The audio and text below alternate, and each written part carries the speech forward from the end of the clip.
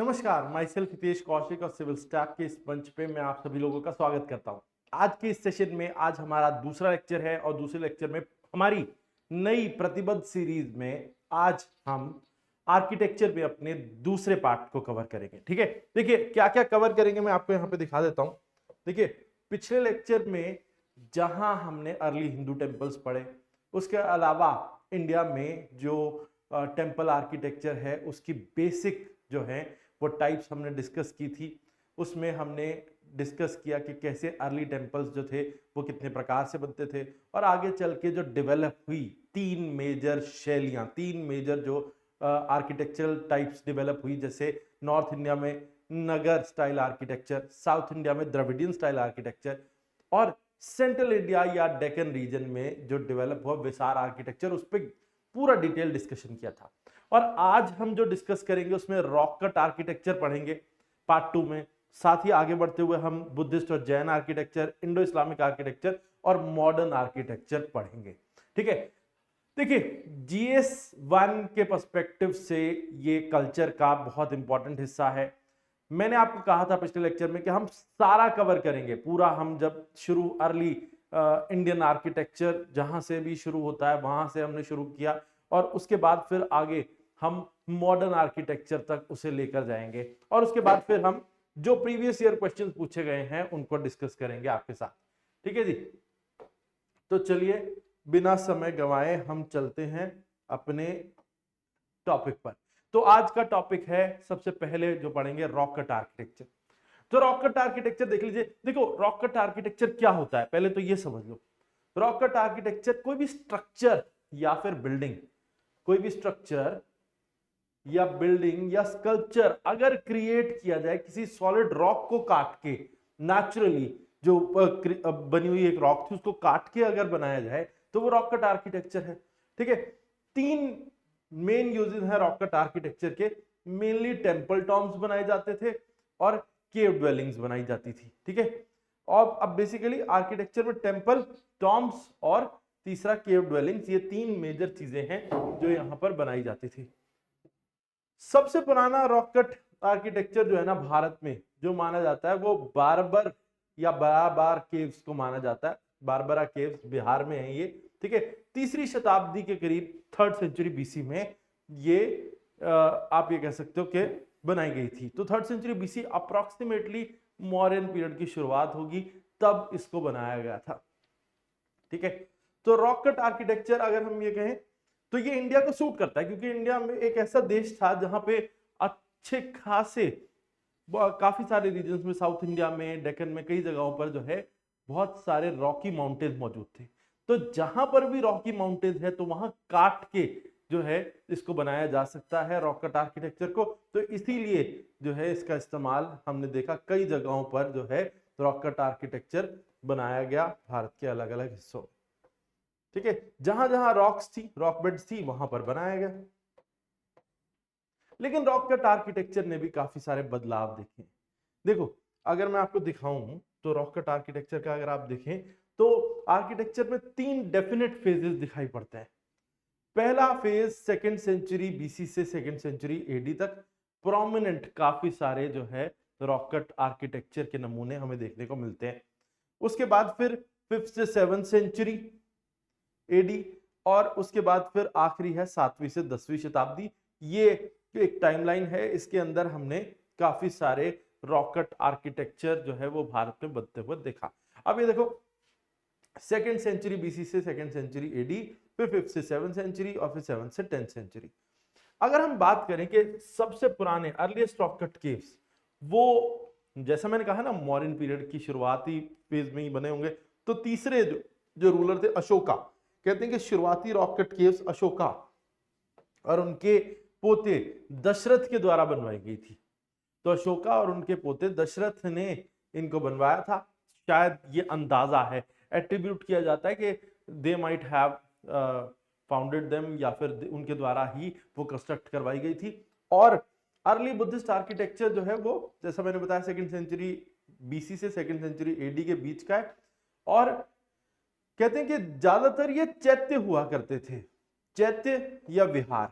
चैत्य होते हैं बुद्धिस्ट अगर हम मान्यताओं में देखें तो चैत्य वर द टेम्पल्स जहां पर बुद्धिस्ट मॉन्क्स प्रे करते थे, और विहार वो जगहें थी जहां बुद्धिस्ट मॉन्क्स रहते थे। तो यानी कि शुरुआती जो रॉक कट आर्किटेक्चर था, या तो बनाए गए थे चैत्य या विहार, दोनों में से एक ही चीज बनाई जा सकती थी। ठीक है, और मोस्टली अगर हम देखें तो वुड का यूज करते थे अंदर। ठीक है, पत्थर को काट के अंदर शेप देने के लिए वुड का यूज होता था। और जो अर्ली बुद्धिस्ट आर्किटेक्चर है वो हमें कहां कहां से दिखता है? कार्ला, कन्हेरी, नासिक, भाजा, पुणे के नजदीक बेदसा, और उसके बाद अजंता से। तो ये कुछ जगहें हैं जहां से हमें अर्ली बुद्धिस्ट आर्किटेक्चर जो है तो मिलता है, और ये सारे जो हैं बेसिकली रॉक कट फॉर्म में ही बना हुआ है। ये देख लो आप, रॉक कट एक गुफा जो बनाई गई है पूरी, ये जो एक पूरी पहाड़ी चट्टान है, इसको काट के ये सब जो है वो शक्ल दे दी गई है। ठीक है, second phase rock cut architecture का 5वीं शताब्दी में शुरू हुआ, 5th सेंचुरी एडी में। इसमें कहते हैं कि यहां पर लकड़ी बिल्कुल एलिमिनेट कर दी गई, मतलब लकड़ी का इस्तेमाल बिल्कुल ही नहीं था इस फेज में। जब मतलब जो पहाड़ों को काटा गया, पत्थरों को काटा गया, उसके अंदर लकड़ी का इस्तेमाल नहीं किया, बल्कि इसके अंदर सबसे खास चीज क्या थी? बुद्धा की इमेजेस बहुत सारी जो हैं वो अंदर देखने को मिलती हैं, जो डोमिनेंट फीचर है आर्किटेक्चरल डिजाइन का। ठीक है, विहार जहां पर मॉन्क्स रहते थे उसमें कुछ बदलाव आया इस पीरियड में।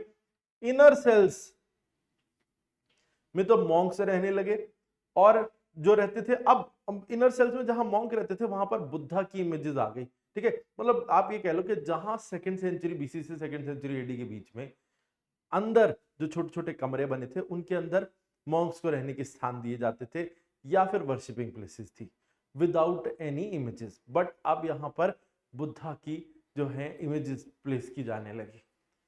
और कहते हैं कि उसके बाद जो सबसे डोमिनेंट फेज आया रॉक कट ट्रेडिशन का, वो द्रविडियन रॉक कट स्टाइल है। ठीक है, कहते हैं कि इससे बेहतर तो रॉक कट आर्किटेक्चर कभी बना नहीं जो द्रविडियन स्टाइल बना। द्रविडियन आप समझ सकते हो कि 7वीं शताब्दी पल्लवास का पीरियड है। पल्लवास और चालुक्य जब डोमिनेट करने लगे थे उस पीरियड की बात हो रही है। ठीक है, इस समय पर क्या बनने लगे? प्राइमरी फीचर क्या था? मंडप और रथ। मंडप तो होता है एक पिलर्ड हॉल, और रथ बेसिकली मंदिरों को जब बनाया जाता था तो पत्थर को इस तरीके से काटा जाता था कि उसे एक रथ की शक्ल दे दी जाती थी। तो ये अब दिखने लगा। ठीक है, तो या तो जो है वो एक रथ के जैसी शक्ल दे दी जाती पत्थर को काट के, या फिर एक पिलर्ड हॉल बना दिया जाता। ठीक है, मंडप ओपन पेवेलियन था जो एक रॉक से ही काट के, मतलब एक आप ये ओपन पेवेलियन कह सकते हो, मतलब जिसकी ऊपर छत तो है, नीचे जो पिलर्स की तरह जैसे बना दिया जाए, बिल्कुल सेम। ठीक है, और रथ ऑब्वियसली एक ही पूरे पत्थर से काटकर एक मोनोलिथिक रथ, क्योंकि रथ शायद ना हिंदू परंपरा में एक ऐसा था कि कई सारे देवी देवताओं से एसोसिएटेड है रथ, तो रथ एक वाहन की तरह उसको शक्ल दे दी जाती थी रथ की तरह, और वो ज्यादातर जो है वो काट के दिखाया गया है रथ की शेप में। ठीक है, तो इसीलिए मोनोलिथिक एक पत्थर के बने हुए रथ हमें बहुत सारे दिखते हैं। ठीक है, ये देखो जैसा मैंने बताया कि जो दूसरा फेज था 5वीं से 7वीं शताब्दी, बुद्धा को अंदर दिखाया जाता है। ठीक है, यानी बुद्धा ही मेनली जो ज्यादातर जो सेल्स के अंदर अंदर आप देखें जितने भी कमरे बने हुए उनमें बुद्धा के अलग अलग तस्वीरें या अलग अलग स्कल्पचर, तस्वीर बोल रहा हूं, स्कल्पचर वहां पे आपको दिखाई देगा। ठीक है, ठीक है, अब सिग्निफिकेंस, रॉक कट आर्किटेक्चर का सिग्निफिकेंस देख लेते हैं। अब ये देखो एंशिएंट इंडियन हिस्ट्री जो है उसमें आप ये कह लो सबसे देखने लायक स्पेक्टाकुलर कोई चीज है तो ये रॉक कट आर्किटेक्चर है एंशिएंट आर्किटेक्चर में से। और most of the rock structures जो है ना वो अलग अलग धर्मों से जुड़े हुए हैं और रिलीजियस एक्टिविटीज से जुड़े हुए हैं। मतलब ऐसा रेयर ही है कि कोई स्ट्रक्चर है और उसकी कोई रिलीजियस सिग्निफिकेंस नहीं है या किसी धर्म से वो एसोसिएटेड नहीं है, ऐसा बहुत रेयर है। ठीक है, बहुत सारी केव्स जो है वो बुद्धिस्ट मॉन्क्स को दी गई थी प्रेयर के लिए, और रेजिडेंस मतलब जैसा मैंने बताया ना चैत्य और विहार बना के दिए गए थे। फिर rock cut architecture traditional building से बहुत अलग होता है। आम जो बिल्डिंगें बनाई जाती हैं उसमें और इनमें बहुत फर्क होता है। उनको बनाने की शैली, ठीक है, और उनका रखरखाव बिल्कुल अलग तरीके से होता था। और बेसिकली तो ये जो आप ये देखें कि जो ये रॉक कट आर्किटेक्चर है ये मोर ऑफ स्कल्पचर है रादर देन आर्किटेक्चर। तो ऐसा लगता है मूर्तिकला ज्यादा है, वास्तुकला कम है, तो स्कल्पचर आर्ट ज्यादा लगती है और आर्किटेक्चर कम लगता है, ठीक है। और ये स्ट्रक्चर्स मेनली सॉलिड रॉक्स को काट कर ही बनाए जाते थे, जैसे बुद्धा की अभी मैंने आपको एक इमेज दिखाई वैसे, ठीक है। आगे अब देख लेते हैं पीरियड्स, जिन जिन पीरियड्स में रॉक कट केव्स बनी। तो मौर्यन पीरियड जैसा हमने बताया था अशोका और उनके पुत्र दशरथ का पीरियड, ठीक है। और इस पीरियड में जनरली जो अशोका और मौर्यन पीरियड में बने तो इसमें विहार बनाए गए थे, बहुत सारे लिविंग क्वार्टर्स। इस समय पर बुद्धिस्ट मॉन्क्स तो रहते ही थे इन केव्स में, जैन मॉन्क्स के लिए भी ऐसे केव्स बनाए गए थे। और आजीविका कहते हैं कि 3 सेक्ट्स थे। हम ऐसा जानते हैं कि जब लेटर वैदिक पीरियड खत्म हुआ तो उसके बाद 2 बड़े धर्म उभरे, बुद्धिज्म जैनिज्म। जैनिज्म के अलावा भी एक और सेक्ट था जो उन दिनों पे पॉपुलर हुआ था। उन दिनों पे क्योंकि कास्ट सिस्टम इतना रिजिड था और हिंदू यानी ब्राह्मणिकल रिलीजन में जो प्रॉब्लम्स थी जिसके चलते एक वैक्यूम क्रिएट हुआ और नए सेक्ट्स को उभरने का मौका मिला। उस समय पर 2 बड़े पॉपुलर धर्म बन के उभरे थे, या जो उस समय के लिए तो सेक्ट थे, जो आगे चल के रिलीजन बन गए, वो थे बुद्धिज्म जैनिज्म। उनके साथ एक तीसरा भी था, आजीविका। ऑल्दो आजीविका उस तरीके से उनसे कंपीट नहीं कर पाया और धीरे धीरे खत्म हो गया, डिक्लाइन हो गया। लेकिन तब 3 थे, तब शायद आप ये कह सकते हो कि 3 सेक्ट्स के अलग अलग जो मॉन्क्स थे वो इन गुफाओं में या इन केव्स में रहते थे। जो रॉक कट आर्किटेक्चर बनता था तो वो इन 3 सेक्ट्स के लिए बनता था, तो जिसमें बुद्धिस्ट और जैन मॉन्क्स के अलावा आजीविका मॉन्क्स भी रहते थे। Barbara caves and Nagarjuni caves example है, बिहार में है, ठीक है। नागार्जुनी और बारबरा केव्स बिहार में है। ये दशरथ के समय पे बनी थी। आगे नागार्जुनी केव्स बारबरा की एक्सटेंशन है, ठीक है। उसके बाद पोस्ट मॉडर्न पीरियड पे जाते हैं, मॉडर्न के बाद क्या क्या बना, ठीक है। अब देखो इस पीरियड में विहार और चैत्यों की संख्या और ज्यादा बढ़ गई, ठीक है। विहार और चैत्यों की संख्या, विहार ऑब्वियसली जो है रहने की जगह, चैत्य वर्शिपिंग प्लेसेस, और चैत्य हॉल्स क्वाड्रेंगुलर चेंबर्स हुआ करते थे, ठीक है। क्वाड्रेंगुलर चेंबर्स हुआ करते थे जिनकी फ्लैट रूफ थी, ठीक है, और प्रेयर हॉल की तरह यूज होते थे। ऑब्वियसली चैत्य की बात कर रहे हैं हम तो चैत्य और विहार, इसमें विंडोज और बालकनीज और गेट्स जो है ना वो इसमें बनाए गए थे, ताकि और उनको बेसिकली आर्क शेप्ड ओपनिंग दी गई थी, ठीक है। तो उसमें विंडोज भी थे, बालकनीज भी थी और गेट्स भी थे, सबको आर्क शेप्ड ओपनिंग, मतलब ये ओपनिंग मतलब जो अगर विंडो है तो वो भी ये शेप है, अगर कोई दरवाजा है तो वो भी ऊपर से यही आर्क शेप है, तो मतलब सब आर्क शेप ही हुआ करता था उसमें, ठीक है। केव में ओपन कोर्टयार्ड भी थे कई जगहों पर, कई केव्स में ओपन कोर्टयार्ड भी थे और स्टोन स्क्रीन वॉल्स भी थी ताकि उसे बारिश से बचाया जा सके, ठीक है। और डेकोरेट करने के लिए एनिमल और ह्यूमन फिगर्स भी जो है वो बनाए जाते थे। कार्ले चैत्य हॉल अजंता केव्स में इसका एक एग्जांपल है। 25 विहार और 4 चैत्य हैं इसमें, ठीक है। कितने हैं? 25 विहार और 4 चैत्य हैं। गुप्ता पीरियड, अब अगर हम गुप्ता पीरियड की बात करें तो गुप्ता पीरियड 4वीं शताब्दी से शुरू होता है। अप्रोक्सीमेटली 320 एडी से गुप्ताज पावर में आए थे। वैसे तो गुप्ताज का राइज 240 एडी से हो गया था, लेकिन बहुत ज्यादा डोमिनेंट पोजीशन में वो 320 एडी के बाद आए थे, यानी 4वीं शताब्दी में। और 4वीं शताब्दी को ऑफन हम golden period of Indian architecture भी कहते हैं, जब गुप्ताज ने सही मायने में कहते हैं कि बहुत ज्यादा इकोनॉमिकली ग्रो किया। जब उनके पास पैसा अच्छा खासा था तो उन्होंने आर्किटेक्चर पर, लिटरेचर पर, हर चीज पे ध्यान दिया। तो कहते हैं सिर्फ अब तो ये ओवरऑल ही गोल्डन पीरियड था। आप ट्रेड को देख लें, उस समय बहुत अच्छा था। उस समय इंटेलिजेंट लोग, इंटेलेक्चुअल कैपेसिटी वाले उनके कोर्ट्स में थे। उन्होंने रिसर्च पे पैसा खर्च किया, उन्होंने आर्किटेक्चर, हर चीज पे जो है वो पैसा खर्च किया, और इसीलिए वो दौर लौटा जहां मॉरल्स एक वेल्दी जो है डायनेस्टी थी, उसके बाद अगर कोई डायनेस्टी आई जिसने दोबारा से आर्किटेक्चर को ऊपर ले जाने की कोशिश की तो वो यही थी। और इस समय फिर रॉक कट आर्किटेक्चर के नायाब नमूने देखने को मिलते हैं। इस समय कहते हैं आर्किटेक्चरल डेवलपमेंट ऑफ केव्स जो था अभी भी कांस्टेंट रहा, लेकिन अब म्यूरल पेंटिंग्स ऐड हो गई थी, दीवारों पर पेंटिंग की जाने लगी थी। अब यानी कि दीवार पर एक बेस बनाकर पेंटिंग बनाना ये शुरू हो गया था। पहले पेंटिंग नहीं थी, पहले क्या था, पहले काट करके स्कल्पचर बनाए जा रहे थे और स्कल्पचर ही मेन हाईलाइट थी। आप समझ रहे हो ना, मतलब मैंने जहां कहा था कि वो आर्किटेक्चर से ज्यादा स्कल्पचर ज्यादा था जब हम मॉडर्न पीरियड की बात करते थे, लेकिन अब वो स्कल्पचर से आगे बढ़ चुका, अब उसमें पेंटिंग, म्यूरल पेंटिंग्स ऐड हो गई हैं। किस समय पे? गुप्ता पीरियड में। ठीक है, एडेड फीचर था, मतलब ऑल्दो स्कल्पचर भी था लेकिन एडेड फीचर क्या था? Murals, wall paintings. ठीक है, अब केव्स कौन सी? जैसे हमने मॉडर्न पीरियड की देखी बारबरा और नागार्जुनी, तो ऐसे ही उदयगिरी केव्स हैं। उदयगिरी केव्स हैं मध्य प्रदेश में। ये 20 रॉक कट चैम्बर्स हैं जो एक्सकेवेट किए गए थे उस समय पे।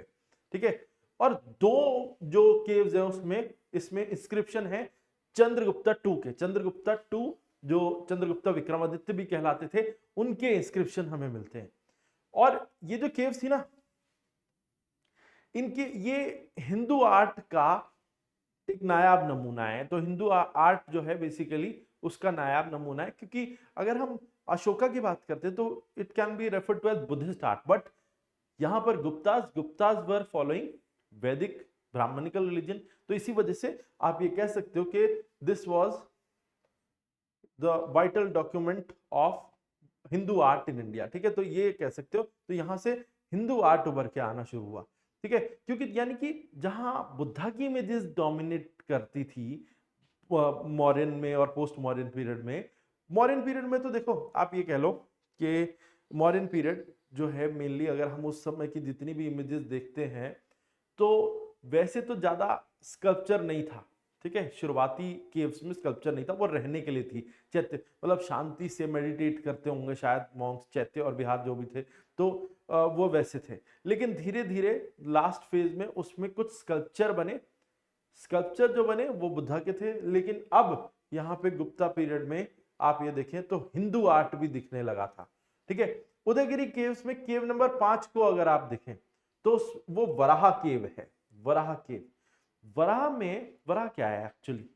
वराह जो है वो बोर इनकारनेशन है। मतलब आप ये देखेंगे कि एक जो है जो जो अवतार है उनकी बॉडी ह्यूमन है और एक बोर का उनका सर है। ठीक है, तो ये ऐसा दिखाई पड़ता है कि भगवान विष्णु का एक अवतार माने जाते हैं, और ये केव नंबर 5 में मौजूद है एक मूर्ति। ठीक है, वराह की एक जो मूर्ति है वो, या स्कल्पचर है, वो दीवार पर जो है उभारी गई है स्कल्पचर, और वो हमें दिखती है कहां पे? केव नंबर 5। कहां पे? उदयगिरी केव, मध्य प्रदेश में। ठीक है जी, ये ध्यान रखना कहां से मिली है। उसके अलावा अब आ जाते हैं अजंता केव्स। अजंता केव्स हमें ये तो पता है कि औरंगाबाद महाराष्ट्र में है, बहुत फेमस है, इंडिया की सबसे फेमस केव है, सह्याद्री रेंज में है, वाघोरा रिवर के तट पर, औरंगाबाद महाराष्ट्र में। और 4वीं शताब्दी में वोल्केनिक रॉक्स को काट करके बनाई गई थी। ठीक है, ये 29 केव्स हैं। ठीक है, जहां उदयगिरी केव्स 20 है नंबर में, ये 29 केव्स हैं। और हॉर्सशू शेप में जो है ये बनी हुई है, मतलब ऐसा हॉर्सशू जैसा शेप जो है, ऐसा जो होता है ना हॉर्सशू शेप, ऐसा होता है। ठीक है, तो ऐसे ये बनी हुई है। ठीक है, 25 इसमें से विहार की तरह इस्तेमाल की जाती थी, जिसमें जो है वो साधु या मॉन्क्स रहते होंगे। ठीक है, और रेजिडेंशियल थी।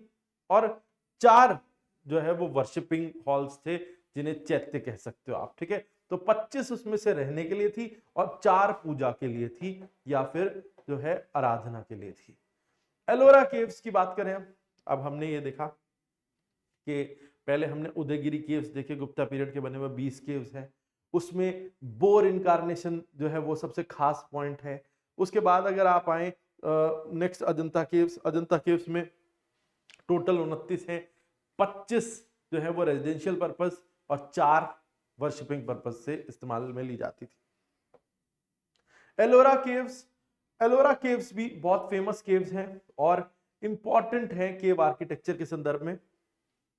अजंता केव से तकरीबन 100 किलोमीटर दूर हैं अप्रोक्सीमेटली, और 34 केव्स हैं टोटल। कितनी है? 34। अब इसमें तीनों रिलीजन्स हैं, ब्राह्मणिकल, बुद्धिस्ट और जैन। 17 केव्स ब्राह्मणिकल इन्फ्लुएंस वाली हैं, जहां पर ब्राह्मणिकल स्कल्पचर आपको दिखेंगे। 12 बुद्धिस्ट हैं और 5 जैन है, तो यानी तीनों हैं एलोरा केव्स में। एलोरा केव्स में आपको बुद्धिस्ट, जैन और हिंदू तीनों इन्फ्लुएंस दिखेंगे, और 5वीं से 11वीं शताब्दी के बीच में ये बनी थी।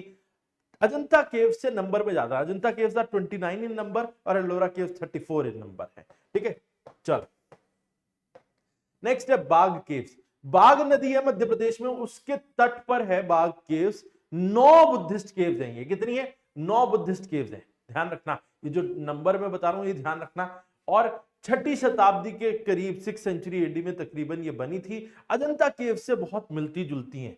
ठीक है, अपने डिजाइन में, एग्जीक्यूशन और डेकोरेशन में, मतलब यार आप डिजाइनिंग देखो, पत्थरों को काटने का तरीका देखो, स्कल्पचर देखो, बहुत हद तक ऐसा लगेगा कि अजंता और बाघ एक जैसी हैं। जो अजंता देख के आएगा तो उसको लगेगा अरे यार ये तो हमने पहले देखी है, बाघ केव्स भी बिल्कुल वैसी है। ठीक है, अजंता और बाघ बिल्कुल एक जैसी लगेंगी। ठीक है, और इंटरेस्टिंग रॉक कट श्राइन्स हैं और मोनेस्ट्रीज हैं, वहां पर मठ हैं। ठीक है, मॉडर्न टाइम्स में ये कहते हैं कि इनको दोबारा खोजा गया बाघ केव्स को 1818 में। ठीक है, तो 1818 में इनकी खोज की गई थी, और उसके बाद से हम देख पा रहे हैं कि 9 बुद्धिस्ट केव्स हैं। अब ये सारी बुद्धिस्ट हैं। ठीक है, तो ध्यान रखना ये सारी की सारी बुद्धिस्ट केव्स हैं जो वहां पे बनी हुई है।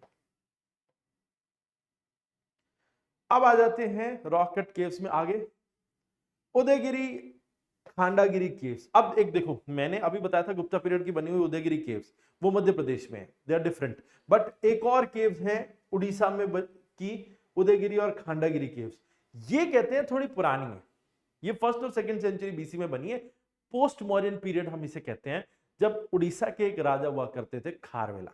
ठीक है, देखो मॉडर्न पीरियड है हमारा रफली 2nd सेंचुरी बीसी से 2nd सेंचुरी एडी, और उसके बाद पोस्ट मॉडर्न पीरियड है जब तक गुप्तास का राइज नहीं हो जाता। पोस्ट मॉडर्न आप कह लो 2nd सेंचुरी एडी से लेके 4th सेंचुरी एडी के बीच का जो पीरियड है ना, 200 साल, वो पोस्ट मॉडर्न पीरियड कहलाता है। और पोस्ट मॉडर्न पीरियड में उड़ीसा में एक राजा उभरे थे खारवेला, कलिंग के राजा। कलिंग उड़ीसा का पुराना नाम है, और वहां पर कहते हैं कि उन्होंने कुछ केव्स बनवाई थी, वो उदयगिरी खांडागिरी केव्स कहते हैं। ये मॉडर्न डे भुवनेश्वर शहर है उड़ीसा का, वहां मिलेंगे आपको। ठीक है, इसमें मैनमेड और नेचुरल केव्स दोनों ही हैं। ठीक है, तो कहते हैं कि ये कॉम्प्लेक्स है, यहाँ पे कुछ मैनमेड केव्स है, कुछ नेचुरल केव्स है। पॉसिबली आप ये कह लो कि जैन मॉन्क्स के लिए बनाई गई थी, क्योंकि खारवेला वाज अ जैन। ठीक है, खारवेला ने जैन धर्म अपनाया था, तो ये अंदाजा लगाया जाता है कि जैन मॉन्क्स के लिए बनाई गई थी। 18 टोटल केव्स हैं इसमें। ठीक है, तो Udayagiri Khandagiri caves are total 18 in number and at Udayagiri and 15 in Khandagiri. तो उदयगिरी और खांडागिरी दो अलग अलग जगह हैं, वहां पे हमें जो मिलती हैं केव्स, उदयगिरी से 18 और खांडागिरी से 15। ठीक है, उदयगिरी केव्स में एक फेमस केव है जिसे उसके अंदर एक इंस्क्रिप्शन है, हाथी गुफा इंस्क्रिप्शन, जो ब्राह्मी लिपि में लिखी गई है। देखो संस्कृत जो पहले लिखी जाती थी, जो ब्राह्मी लिपि में लिखी जाती थी, जब तक नागरी या देवनागरी स्क्रिप्ट नहीं बनी थी। तो इसी वजह से जो ब्राह्मी स्क्रिप्ट है उसमें हाथी गुफा इंस्क्रिप्शंस हमें मिलते हैं उदयगिरी केव से। तो बहुत इंपॉर्टेंट लाइमलाइट है हाथी गुफा इंस्क्रिप्शन, जिसमें कलिंग के राजा खारवेला अपनी जानकारी दे रहे हैं कि उनका राज्य है। उससे उनसे पहले कौन राजा थे जो कलिंग पे राज करते थे, उस समय की कंटेम्पररी सिचुएशन बहुत सारी जो है वो उन इंस्क्रिप्शंस में बताई गई है। तो बहुत यूजफुल इंपॉर्टेंट इंफॉर्मेशन है हाथी गुफा इंस्क्रिप्शन, किसमें? उदयगिरी खांडागिरी केव्स। ठीक है, किसकी है?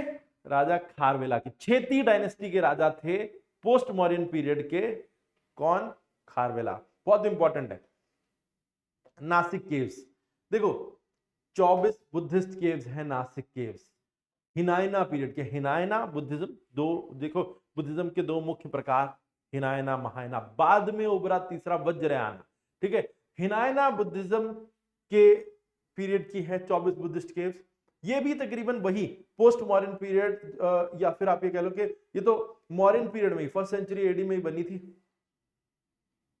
इन्हें पांडव लेनी, सॉरी पोस्ट मॉडर्न पीरियड में बनी थी ये, ठीक है, और इन्हें पांडव लेनी केव्स भी कहा जाता है, ठीक है। तो Nashik caves are also known as Pandav Leni cave, Pandav लेनी केव्स, ठीक है। हिनायना पीरियड की है, मतलब हिनायना बुद्धिज्म से प्रभावित है, और कहते हैं कि लेकिन कुछ महायाना प्रभाव भी दिखता है इन केव्स में। यानी देखो हिनायना महायाना में यही फर्क था, हिनायना जो थे देवर उसके जो मॉन्क्स थे दे यूज्ड टू मेडिटेट करते थे सिर्फ, और कोई मूर्ति पूजा से जुड़े हुए नहीं थे।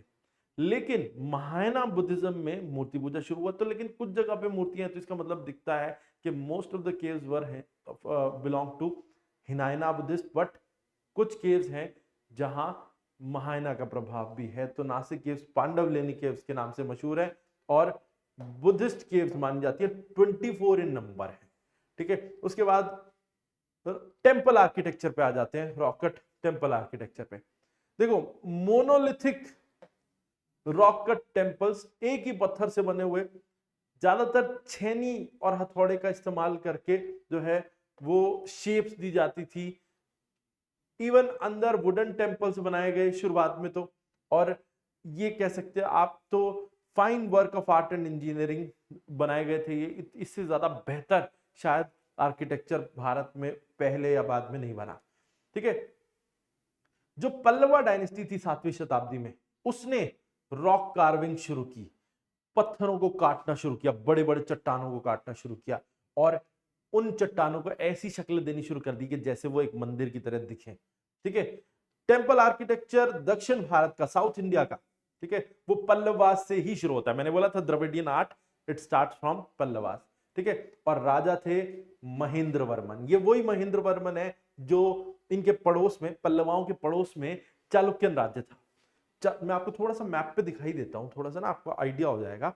तो चालुक्यन राज्य जहां था,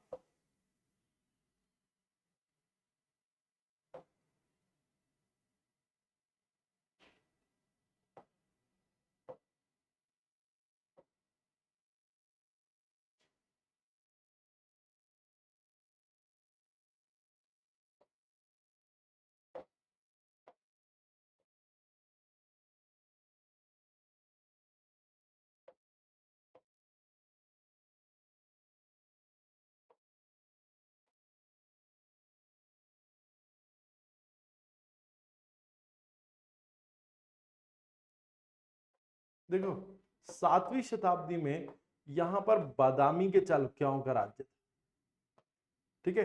और यहां थे पल्लव, ये पल्लवाओं के राजा थे महेंद्र वर्मन वन, और तब चालुक्यों के राजा थे पुलकेशिन टू, ठीक है। तो पुलकेशिन टू और महेंद्र वर्मन पड़ोसी राजा थे दोनों, और महेंद्र वर्मन वन थे जिन्होंने द्रविडियन आर्ट की जो है वो शुरुआत की, या इनसे शुरू हुई द्रविडियन आर्ट। तो यानी कि बड़ी बड़ी चट्टानों को काट के मंदिर की शक्ल देना इनके दौर में शुरू हुआ। और कहते हैं पल्लवा डायनेस्टी ने जो है वो हर रूलर ने अपना अलग स्टाइल जो है वो डेवलप किया, ठीक है, अलग तरीके के मंदिर बनवाए, और 4 स्टेज क्रोनोलॉजी आती है इस पूरे डायनेस्टी के पीरियड की, अलग अलग जो तरीके के मंदिर जो बनाए गए, ठीक है, रॉक कट आर्किटेक्चर में। तो सबसे पहले महेंद्र ग्रुप, ठीक है, यानी महेंद्र वर्मन की बात हो रही है। ये पहले स्टेज के पल्लवा टेम्पल जो थे जो उनके समय में बनाए गए, इसका आर्किटेक्चर थोड़ा सा अलग है। महेंद्र वर्मन ने बेसिकली रॉक कट टेम्पल बनवाए थे। इसमें जो मंदिर बनाए गए उन्हें मंडप कहा जाता है, ठीक है। और जहां मंडप अगर नॉर्थ इंडियन स्टाइल में कहें तो नॉर्थ इंडियन में तो सिर्फ और सिर्फ मंडप एक असेंबली हॉल को कहते थे। मंदिर के साथ जो असेंबली हॉल जहां पे भक्तगण खड़े होते थे, नॉर्थ इंडियन नगर स्टाइल में तो उसको कहते थे। और ये पूरे मंदिर ही बड़े हॉल की तरह होते थे, तो इसको मंडप इसलिए कहा जाता था, ठीक है। उसके बाद नरसिम्हा ग्रुप, दूसरे दूसरे स्टेज में जो टेम्पल बने दक्षिण भारत में, ये इनके अंदर खास बात थी इंट्रिकेट स्कल्पचर, बड़ी बारीकी से बनाए गए मूर्तियां उसकी खास चीज थी। जहां अगर आप महेंद्र ग्रुप की बात करें तो महेंद्र वर्मन ने जो भी मंदिर बनवाए तो उसमें सबसे खास बात क्या थी कि मंदिर बड़े प्रांगण थे, उसमें बड़े हॉल मौजूद थे, इसलिए उसे ही मंडप कह दिया गया। और उसके बाद फिर जब हम नरसिम्हा ग्रुप की बात करते हैं तो नरसिम्हा ग्रुप के मंदिरों की खास बात उस पे मौजूद दीवारों पर काट के, जो पत्थरों को काट कर नक्काशी से मूर्तियां बनाई गई थी, वो सबसे खास चीज थी। ठीक है, इंट्रिकेट स्कल्पचर उसकी खास चीज थी। ठीक है, और ये अब अगर हम ये कहें कि ये मंडप जो बनाए गए थे, इनमें क्या होता था, कहते हैं कि जो सबसे बड़ा मंडप बनाया गया था महेंद्र ग्रुप का, उसे वो ये मंडप ना अलग अलग रथ बन जाते थे, मतलब इसमें अलग अलग जो है सेक्शन थे। तो सबसे बड़ा जो था वो कहलाता था धर्मराज रथ। ठीक है, और सबसे छोटा जो था ना वो कहलाता था सहदेव रथ। ठीक है, तो ये धर्मराज रथ और स्मॉलेस्ट वन कॉल्ड सहदेव रथ। एक द्रौपदी रथ भी था। अभी देखो कि राजसीमा ग्रुप और नंदीवर्मन ग्रुप, अगर हम ये कहें, ये आगे चल के जो है वो डेवलप हुआ। ठीक है, तो अब ये देख लो, तो आप ये देख लो कि सबसे पहले जैसे मैंने बताया सबसे बड़ा जो था वो धर्मराज। अब ये आप अगर नाम देखें तो ये कहां से आता है, पांडवों से आता है ये नाम। पांडवों में जहां पे राजा थे कौन, युधिष्ठिर, तो युधिष्ठिर को धर्मराज कहा जाता था, तो उनके नाम से एक रथ था। एक रथ फिर आता है जो द्रौपदी रथ है। द्रौपदी रथ को कई बार सहदेव रथ कह दिया जाता है, लेकिन वैसे वो जो मशहूर है वो द्रौपदी रथ के नाम से है। ठीक है, तो ये ध्यान रखना, मशहूर द्रौपदी रथ के नाम से है, क्योंकि छोटा है साइज, तो कई बार उसे आर्कियोलॉजिस्ट ने उसको नाम दिया था सहदेव रथ। बट फिर ये समझा गया कि वो द्रौपदी रथ है शायद। ठीक है, तो द्रौपदी रथ है तो इसलिए, क्योंकि 5 रथ मिल गए थे पहले, और छठा रथ जो था वो द्रौपदी रथ कहलाया, जो सबसे छोटा माना जाता है। ठीक है, तो ये मंडप जो है बेसिकली रथ के प्रकार से बने हुए हैं। सबसे बड़ा रथ जो है वो धर्मराज रथ है, और सबसे छोटा रथ जो है वो द्रौपदी रथ है। ठीक है, अब आगे बनते हैं राजसीमा और नंदीवर्मन ग्रुप। तीसरी और चौथी स्टेज के जो मंदिर हैं वो राजसीमा और नंदीवर्मन ग्रुप के हैं। और कहते हैं कि इस समय पर रियल स्ट्रक्चरल टेम्पल्स बने, बड़े बड़े स्ट्रक्चरल टेम्पल्स बने, और ये वो काफी बड़े थे साइज में। और शायद जो पहले रॉक कट टेम्पल थे, जो छोटे छोटे चट्टानों को काट के बनाए गए थे, उससे ये बहुत मैसिव और ग्रैंड थे। तो रॉक कट टेम्पल्स में सबसे पहले जो मैसिव टेम्पल्स बनाए गए इस समय पर वो थे, जैसे आगे चल के जो फेमस जो आगे बने हुए, तो एलोरा केव्स में अगर आप देखेंगे तो केव नंबर 16 है, वहां पर मौजूद है कैलाश टेम्पल। देखो इंपॉर्टेंट रॉक कट टेम्पल्स में एक तो हमने देख लिया भाई जो पल्लवा ग्रुप के हैं। तो पल्लवा में सबसे पहला ग्रुप है, एक बार दोबारा से मैं आपको बता दूं सारा का सारा कि पल्लवा ग्रुप में कौन कौन से थे। तो सबसे पहले महेंद्र ग्रुप। महेंद्र ग्रुप की खास पहचान क्या थी, रथ। ठीक है, सॉरी मंडप जो है वो खास पहचान थी। और दूसरा उसके बाद फिर क्या आता है, नरसिम्हा ग्रुप। नरसिम्हा ग्रुप में खास पहचान थी कि स्कल्पचर, मूर्ति कला बहुत अच्छी थी। अब महेंद्र ग्रुप में जो मैंने आपको बताया कि महेंद्र ग्रुप में जो मंडप थे, mandaps were divided into many raths. 1 2 3 4 5 6 या कई मल्टीपल रथ बने हुए थे, उनको मिला के एक मंडप बनता है। ठीक है, तो ये सिस्टम था वहां पर। और ये जो रथ हैं उसमें सबसे बड़ा रथ धर्मराज रथ था, और सबसे छोटा द्रौपदी रथ कहलाता है। ठीक है, तो ये हो गए। और उसके अलावा आगे चल के बने जो इसमें राजसीमा और नंदीवर्मन ग्रुप। इस राजसीमा और नंदीवर्मन ग्रुप में जैसे आप ये कह लो, इस समय पे शोर टेम्पल बना था महाबलीपुरम का। ठीक है, तो ये बहुत बड़े बड़े जो है वो टेम्पल बने, जो साइज में बहुत ह्यूज थे और ग्रैंड थे। तो ये और ज्यादा बड़े मंदिर जो है वो इस पीरियड में बने थे। वो स्ट्रक्चरल टेम्पल्स थे, मतलब उसमें पत्थर को काट कर ही नहीं, उसमें और भी चीजें ऐड की गई थी उनकी भव्यता को बढ़ाने के लिए। ठीक है, अब इंपॉर्टेंट रॉक कट टेम्पल्स में कैलाश टेम्पल, ये तो शायद हिंदुस्तान का, जो मैंने अभी आपको बताया था, ये हिंदुस्तान का सबसे बड़ा एक पत्थर का बना हुआ मंदिर है। ठीक है। भगवान शिव को समर्पित ये कैलाश टेम्पल जो है एलोरा केव्स में, ये राष्ट्रकूटा राजा कृष्णा प्रथम ने बनवाया था, ठीक है। और एक पत्थर का बना हुआ है, और इसमें इवन एक कोर्टयार्ड भी है, और एक मूर्ति भी है कैलाश टेम्पल में, जिसमें रावण जो है वो कैलाश पर्वत को हिलाते हुए दिखाई दे रहा है, कि रावण है, रावण का स्कल्पचर है और रावण कैलाश पर्वत को हिला रहा है, उसको वो दिखाया गया वहां पे। और ये इंडियन स्कल्पचर का मास्टरपीस है। भारत में मौजूद एक पत्थर से बना हुआ सबसे बड़ा रथ ये है कैलाश टेम्पल है एलोरा केव्स का, केव नंबर 16 में। और largest rock cut monastery temple है, ठीक है, रॉक कट मोनेस्ट्री टेम्पल केव है। आप ये कह लें कि इसे यूनेस्को ने वर्ल्ड हेरिटेज साइट का दर्जा दिया है। और आप ये कह लें कि इसके अंदर ना, टेम्पल के अंदर बहुत जगहों पे रामायण और महाभारत के किस्से जो है वो शोकेस किए गए हैं स्कल्पचर आर्ट की फॉर्म में, तो मूर्तिकला की फॉर्म में वहां पे आपको दिखाई देंगे। पल्लवा और चालुक्य जो थे, दोनों का आर्किटेक्चर आप देखेंगे तो वो स्कल्पचर से भरा हुआ है, बहुत सारी मूर्तियां उनके ऊपर हैं, देवी देवता और पुराणों के किस्से वहां पर जो है वो झलकते हैं। पल्लवा और चालुक्य दोनों ब्राह्मणिकल हिंदूज थे, बट दोनों गोदावरी और कृष्णा नदी के लिए आपस में लड़ते रहे। गोदावरी, कृष्णा, तुंगभद्रा इस रीजन में आपस में एक दूसरे से उलझते रहे थे, तो उनके बीच में कंफ्लिक्ट रहा हमेशा, ठीक है। उसके अलावा महाबलीपुरम, अब देखो महाबलीपुरम, जैसा मैंने आपको बताया, महाबलीपुरम ये कहते हैं कि ये जो जगह है ये पहले मामल्लापुरम कहलाती थी।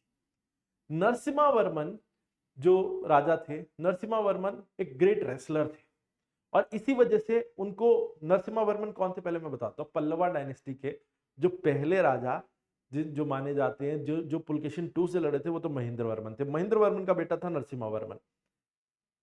महेंद्र ने जहां पुलकेशिन के हाथों हार गए थे, जहां महेंद्र पुलकेशिन से हार गए थे, पुलकेशिन II से, बाद में उनकी मौत का बदला लिया उनके बेटे नरसिम्हा ने।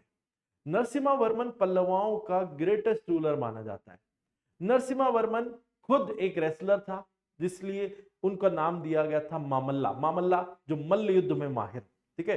तो मामल्लापुरम शहर की स्थापना भी उन्हीं के द्वारा की गई थी तमिलनाडु में, और कहते हैं कि वहां पर बहुत सारे मार्वलस आर्किटेक्चरल नमूने आपको मिलेंगे मामल्लापुरम में।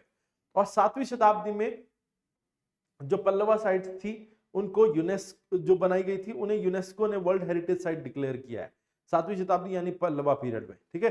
तो आगे देखें आप, 1984 में जो महाबलीपुरम के ग्रुप ऑफ मॉन्यूमेंट्स हैं उनको, जिसमें पंचरथ है, पांडव रथ वही जो मैंने आपको बताए थे, जिसमें सबके रथ है, धर्मराज, भीम रथ, अर्जुन, नकुल, सहदेव और द्रौपदी रथ, ये 7वीं शताब्दी के हैं सारे के सारे, जिसमें मैंने बताया था धर्मराज रथ सबसे बड़ा है और जो है द्रौपदी रथ सबसे छोटा है।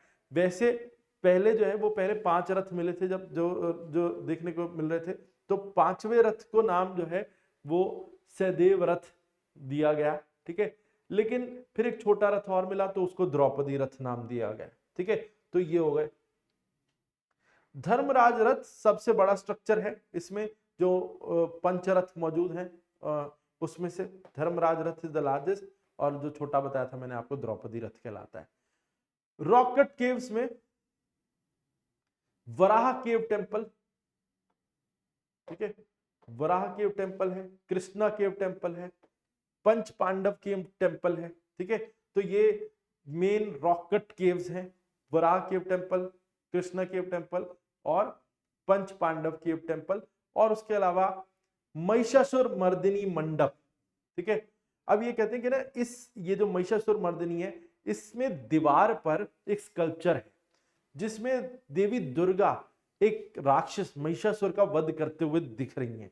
तो इसीलिए ये रॉक कट केव्स में हो गए Varaha cave temple, Krishna cave temple, Panch Pandava cave temple और उसके अलावा महिषासुर मर्दिनी टेम्पल। तो पल्लवास के द्वारा बनाए गए रॉक कट केव्स में ये सारी केव्स हैं और इन सब में ये मंदिर मौजूद है, ठीक है। शोर टेम्पल, अब ये सबसे नायाब नमूना है शोर टेम्पल, ठीक है। इसमें दो स्मॉल और एक बड़ा मंदिर है, दो छोटे और एक बड़ा मंदिर है, एक 2 टियर कंपाउंड वॉल के अंदर ये मौजूद है, जिसमें नंदी बैलों की एक श्रृंखला है। एक साथ बैठे हुए काफी सारे नंदी बैल दिख रहे हैं और जो भगवान शिव के वाहन माने जाते हैं।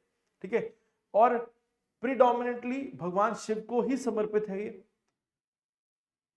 ठीक है, और इसके अलावा एक टेंपल कॉम्प्लेक्स में अनंतरमन विष्णु भी दिख रहे हैं, 3 टेंपल्स में से। देखो, क्योंकि शोर टेंपल आपको पता है वो 2 छोटे और एक बड़ा मंदिर तीनों एक ही बड़े कॉम्प्लेक्स में है।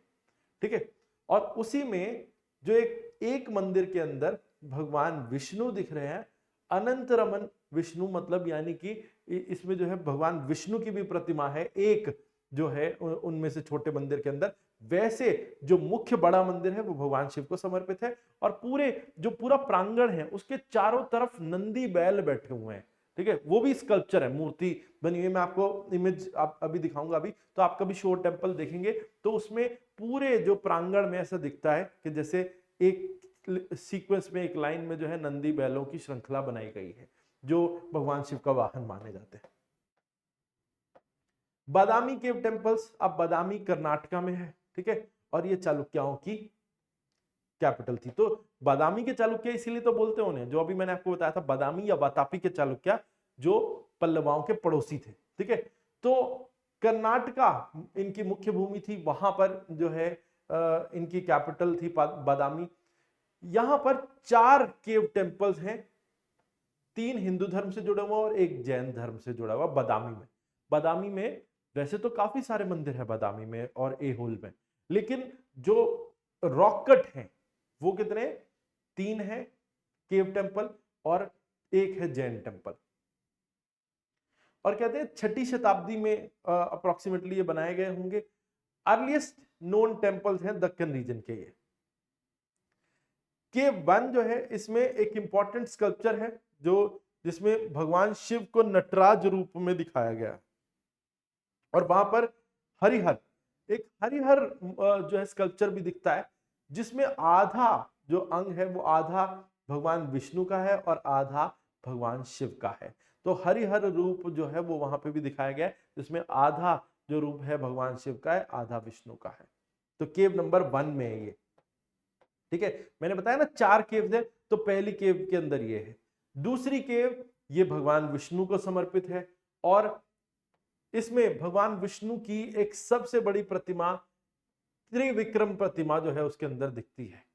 ठीक है, और इसमें भगवान विष्णु वमन अवतार में, वमन मतलब एक बौना यानी ड्वार्फ अवतार में है, और एक वराह अवतार भी वहां पर, वराह मतलब जिसमें उनका सर जो है वो एक बोर का है, वो भी यहाँ पर दिखता है। जैसा मध्य प्रदेश की केव्स में दिखता है ना, तो मध्य प्रदेश की उदयगिरी केव्स में बोर इनकारनेशन है, वैसा ही यहां पर भी है। ठीक है, केव नंबर 3 पे जाएं तो ये सबसे बड़ी केव है, और इसके अंदर त्रिविक्रम रूप तो है ही, अनंत शयन रूप भी है भगवान विष्णु का, वासुदेव रूप भी है, वराह अवतार भी है, हरिहर भी और नरसिम्हा, ये सबसे बड़ी है। और इसमें मल्टीपल स्कल्पचर्स मौजूद हैं। आप ये देख लो, भगवान विष्णु के तकरीबन सभी रूपों को वहां पे दिखाया गया है।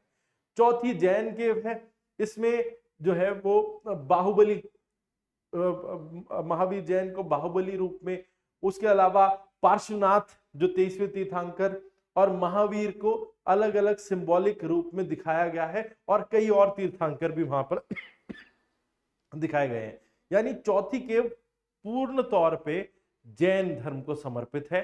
3 हो गई हिंदू धर्म की। पहली, अगर आप फिर से देख लो, जो चालुक्यन जो 4 केव्स है उसमें पहली जो है उसके अंदर पहला तो भगवान शिव को दिखाया गया है नटराज रूप में, और उसके अलावा एक मूर्ति है जिसमें हरिहर रूप में है, आधे शिव और आधे विष्णु। फिर दूसरी में यहां पर भगवान विष्णु को समर्पित है पूरे तौर पे, ये त्रिविक्रम रूप दिखाया गया है, वामन अवतार और वराह अवतार दिखाए गए हैं। उसके अलावा तीसरी जो है उसके अंदर तो ये सबसे बड़ी है, और इसके अंदर तो तकरीबन भगवान विष्णु के त्रिविक्रम रूप, अनंत शयन रूप, वासुदेव रूप, वराह, हरिहर और नरसिम्हा, ये सब जो है वो दिखाए गए हैं। ठीक है, उसके अलावा चौथी जो है इसमें ये जैन है, इसमें बाहुबली रूप में महावीर जैन को दिखाया गया है, पार्श्वनाथ और महावीर की और प्रतिमाएं, और साथ ही में और बाकी के तीर्थंकर 24 तीर्थंकरों के भी यहाँ पर जो है प्रतिमाएं बनी हुई हैं। प्रतिमाएं मतलब स्कल्पचर। ठीक है, अब नोटेबल पॉइंट देख लो।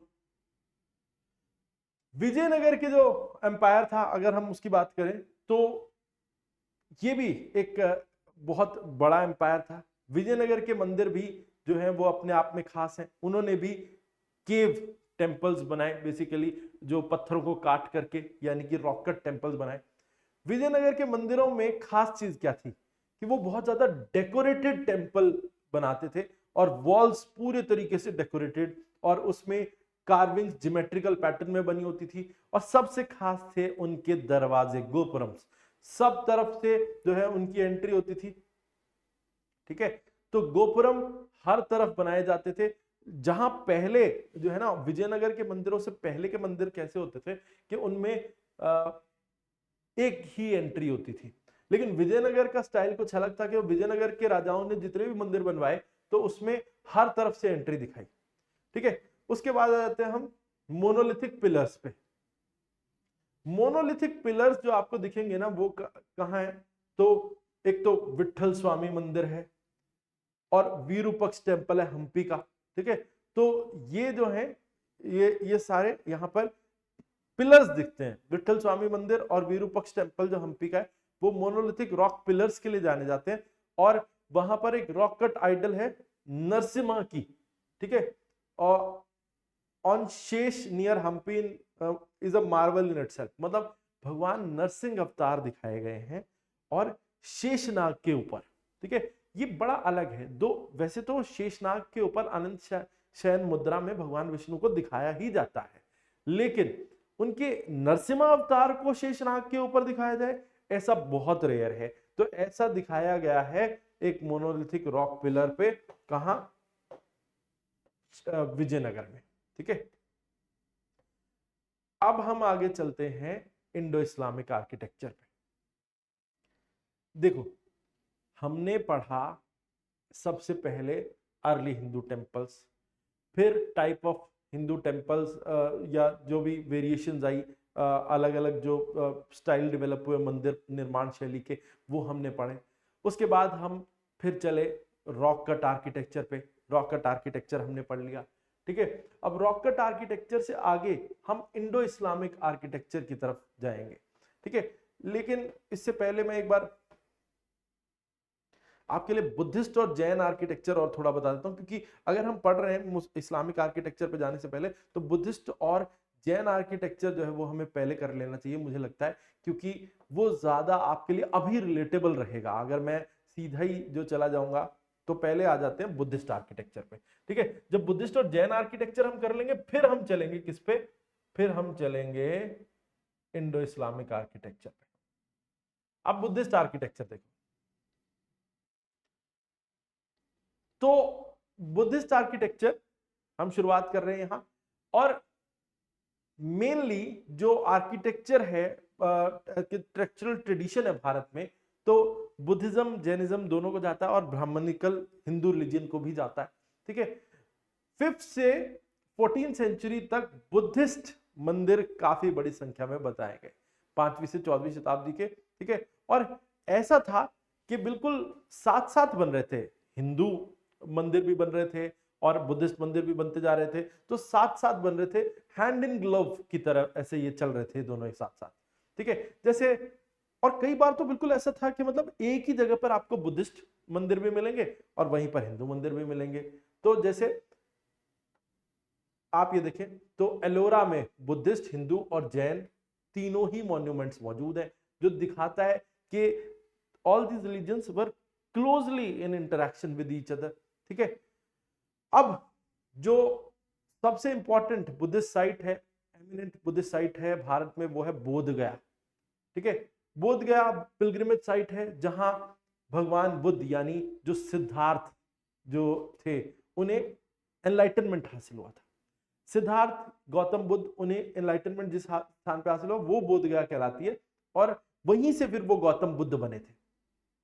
ठीक है, बोधि ट्री इमेंस इंपॉर्टेंस वाला है। महाबोधि टेम्पल अगर हम ये कहें तो बोध गया में बना हुआ है, ये भी बहुत इंपॉर्टेंट है। तो ये ब्रिक वर्क से बना हुआ है, ठीक है।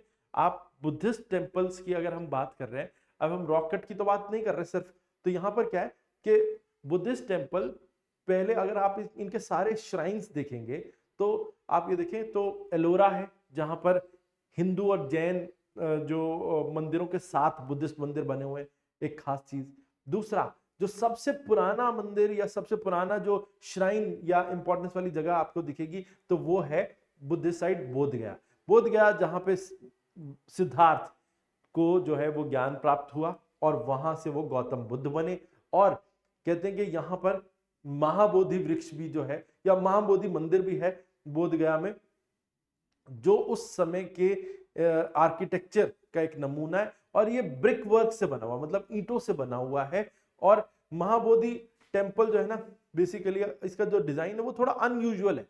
ये ना तो द्रविडियन शैली में बना हुआ है ना ही नगर शैली में बना हुआ है, जो अब कह लो है तो काफी पुराना, लेकिन ना नगर शैली में ना द्रविडियन शैली में। एक बार हम इसे देख भी लेंगे, ठीक है।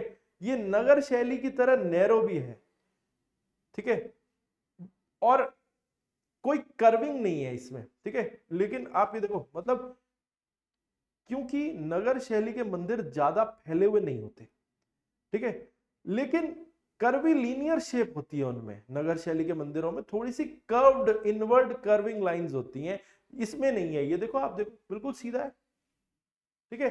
तो द्रविडियन टेम्पल होते हैं ना, जो बिल्कुल एक सीधी लाइन में बने होते हैं, मतलब एक ट्रायंगुलर प्रोजेक्शन जैसे बने होते हैं, तो वैसा ही ये बना है, पर है नैरो नगर शैली के मंदिर की तरह। तो दोनों ही इसमें फीचर जो है वो आपको दिख रहे हैं, ठीक है। ये देखो, ये है बोध गया का मंदिर, ठीक है। आप ये देखो, अब बुद्धिस्ट आप ये कह लो आर्किटेक्चर से जुड़ा हुआ आगे नालंदा विश्वविद्यालय। नालंदा विश्वविद्यालय तो आप ये कह लो आज ये मौजूद है।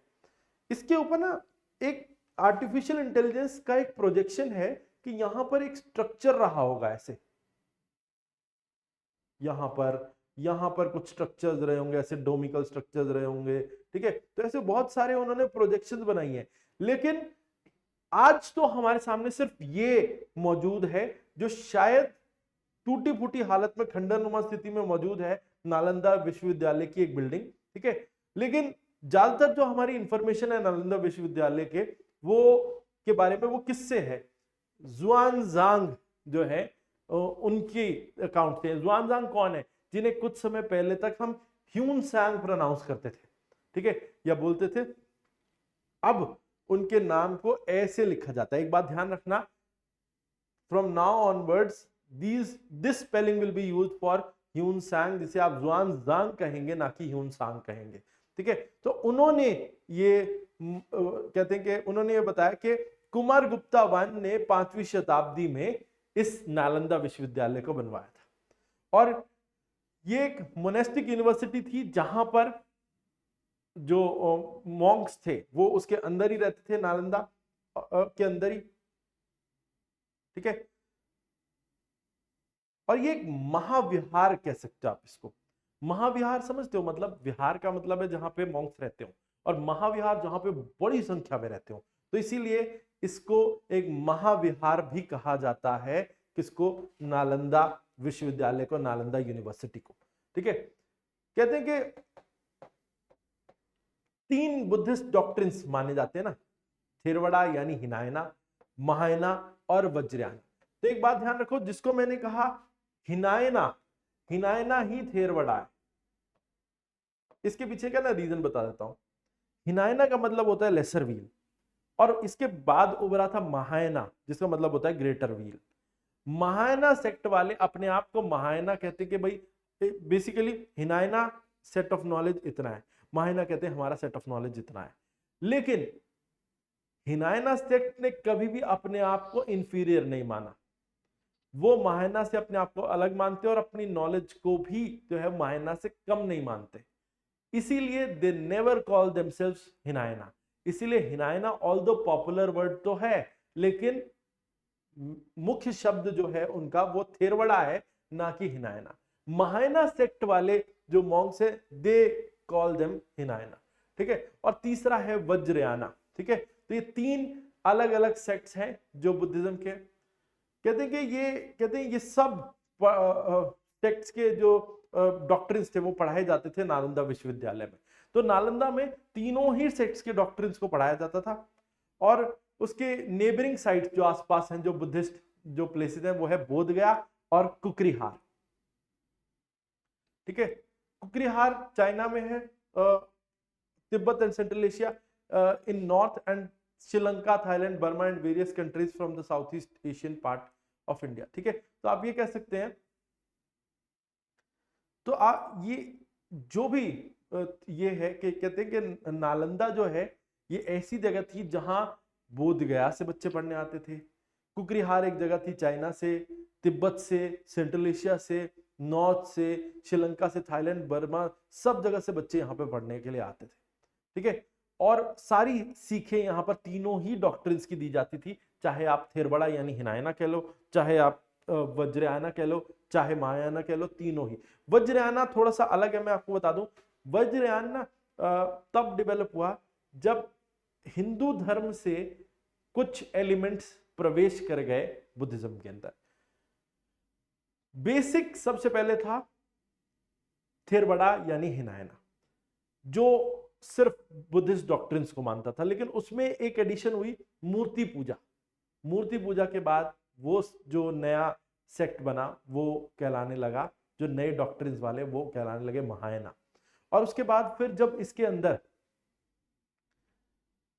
ब्लैक मैजिक और स्पेल्स ने भी इसके अंदर जो है वो जड़ पकड़ी, तो फिर एक और सेक्ट डेवलप हुआ वज्रयान, ठीक है। तो ये 3 सेक्ट हैं और तीनों के डॉक्ट्रिन्स यहाँ पे पढ़ाए जाते थे और पढ़ने के लिए बच्चे अलग अलग जगह से आते थे। और यूनेस्को वर्ल्ड हेरिटेज साइट में जो है ये नालंदा विश्वविद्यालय इंक्लूडेड है। इसके जो रूइंस हैं, जो बर्बाद हुए जो चीजें हैं, कहते कि ये ब्राइट रेड ब्रिक्स से बना था। ये तो हमें दिखता है इसके रूम से, इसकी कंस्ट्रक्शन से, कि ब्राइट रेड ब्रिक्स से ये बना हुआ था।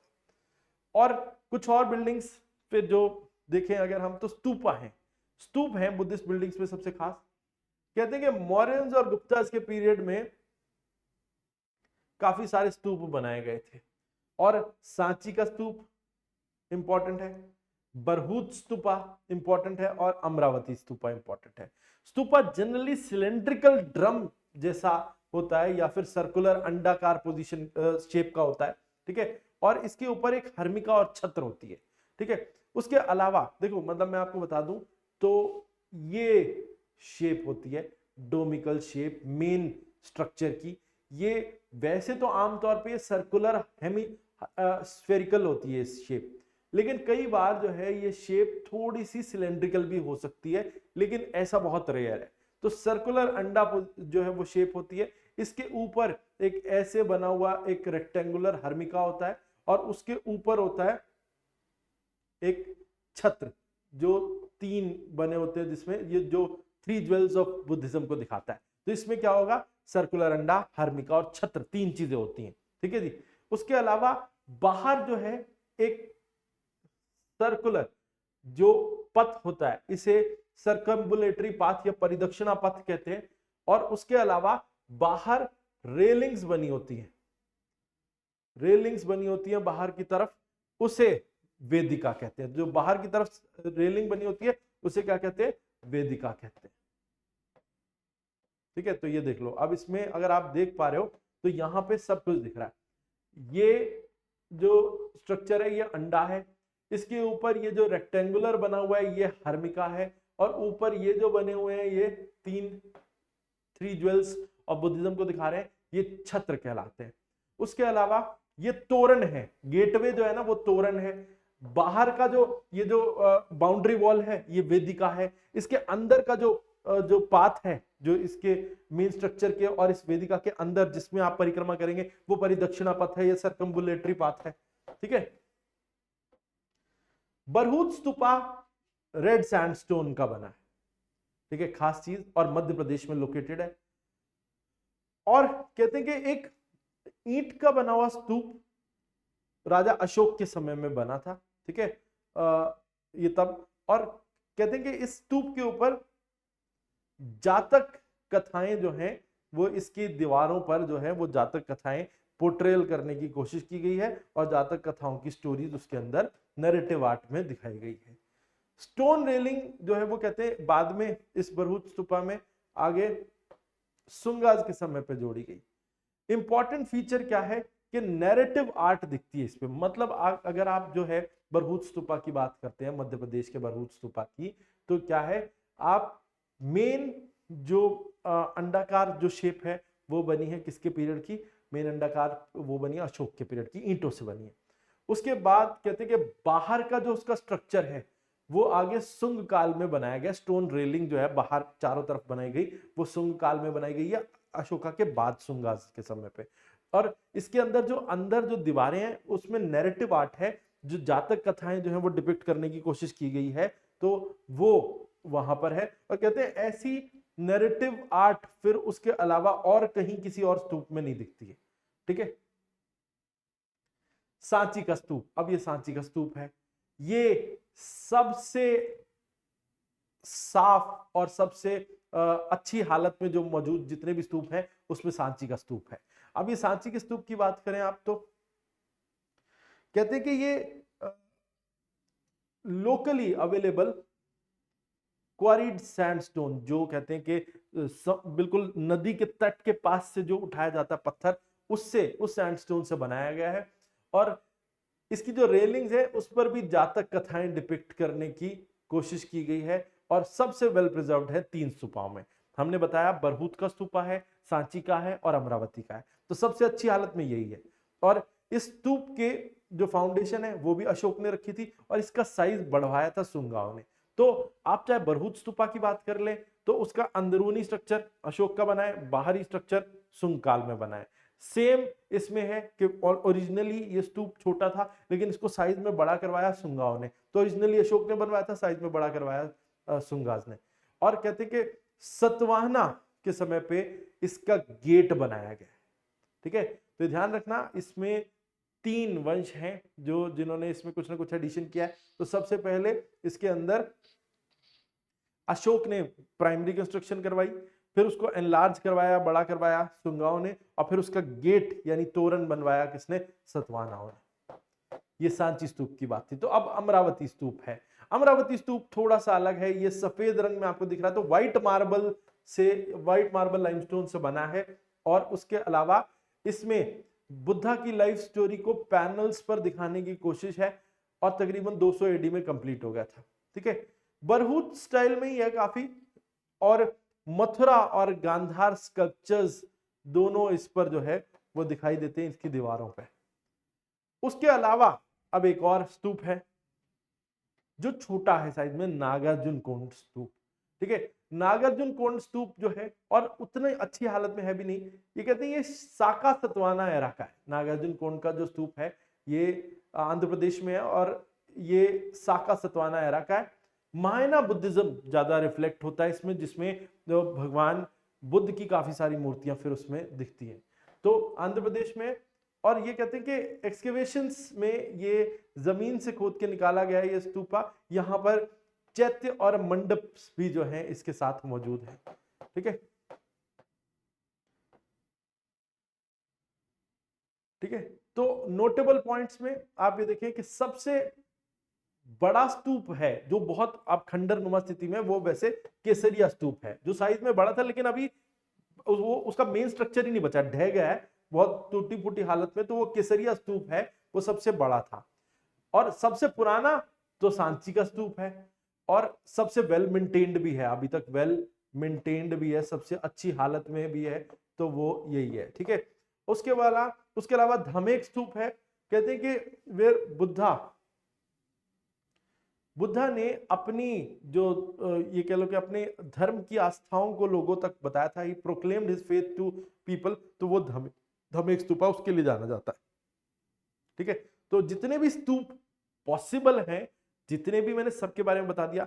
हमने अभी तक किस किस के बारे में जाना, हमने प्राइमरली जाना सबसे पहले बरहुत स्तूपा, फिर सांची स्तूपा, फिर अमरावती स्तूपा, फिर नागार्जुन कोंड स्तूपा। उसके अलावा 2 और स्तूप जैसे धमेक और केसरिया स्तूपा के बारे में मैंने आपको बताया जो कुछ इंपॉर्टेंस वाले हैं। तो मैंने इंपॉर्टेंट सारे स्तूप आपको बता दिए।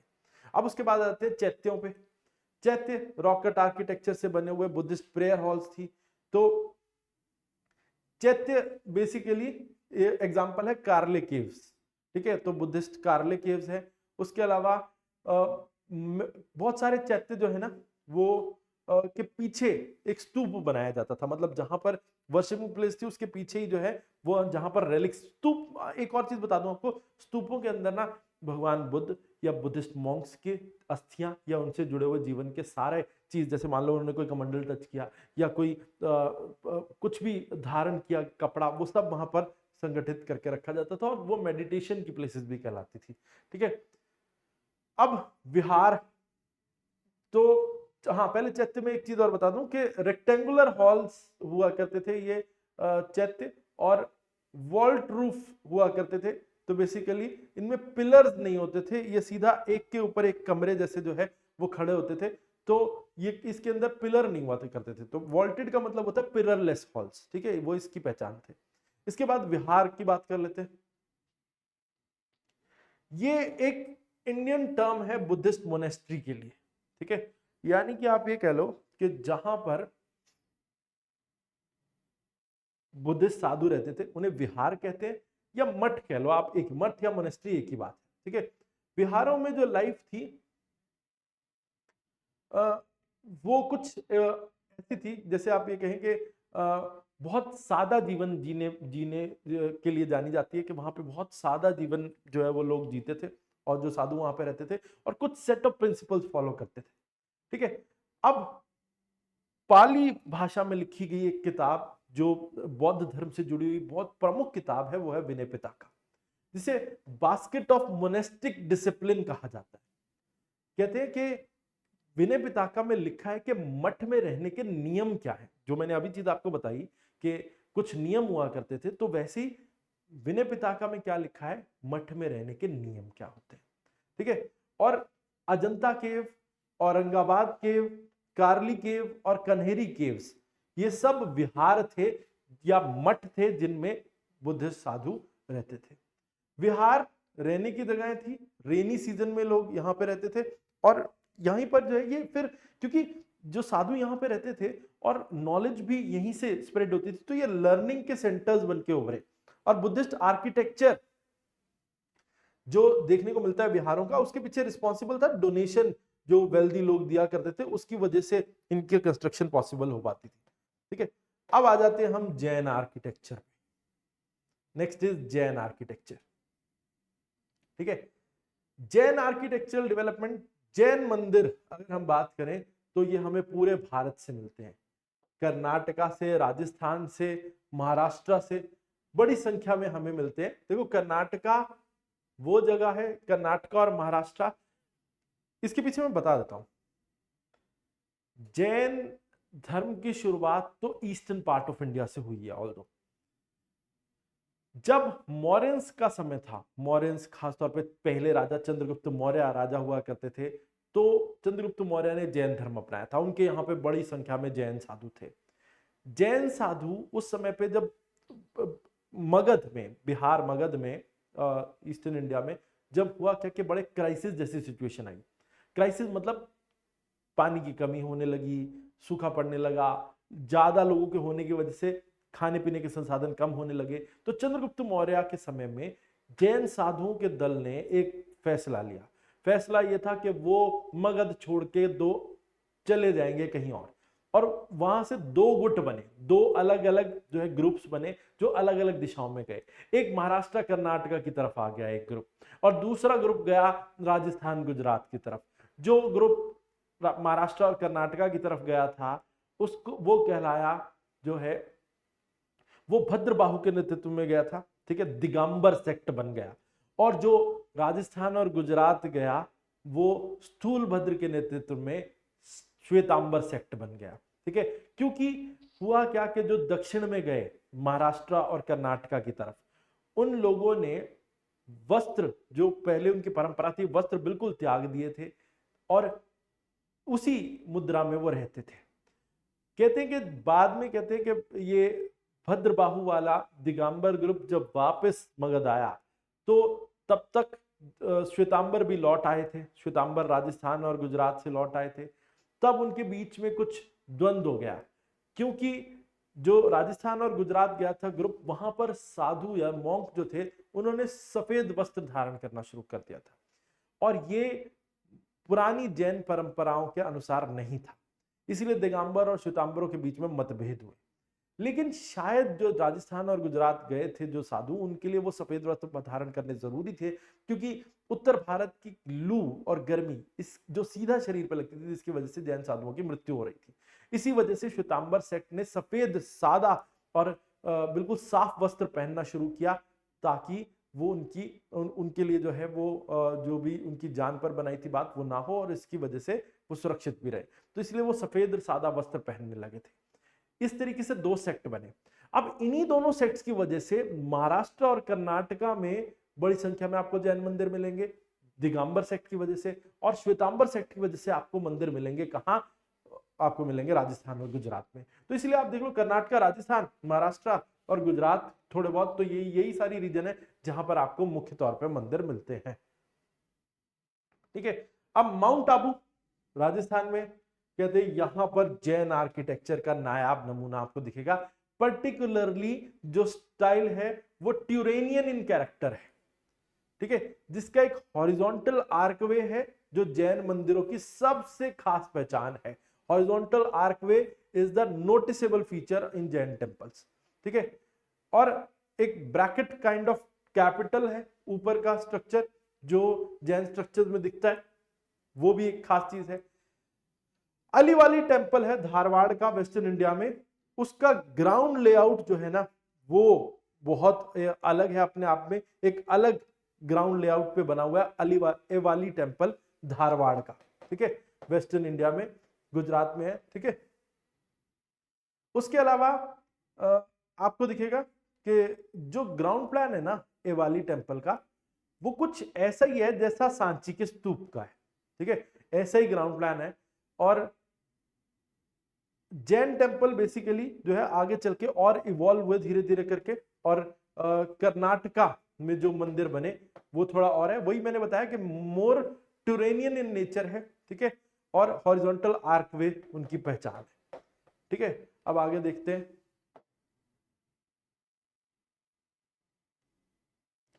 जैन आर्किटेक्चर में आप ये देखिए, Jain architecture initially followed Buddhist and Hindu pattern, तो मतलब उन्होंने वही बुद्धिस्ट पैटर्न और हिंदू पैटर्न्स को फॉलो किया, लेकिन फिर धीरे धीरे अपनी एक यूनिक आइडेंटिटी बना ली।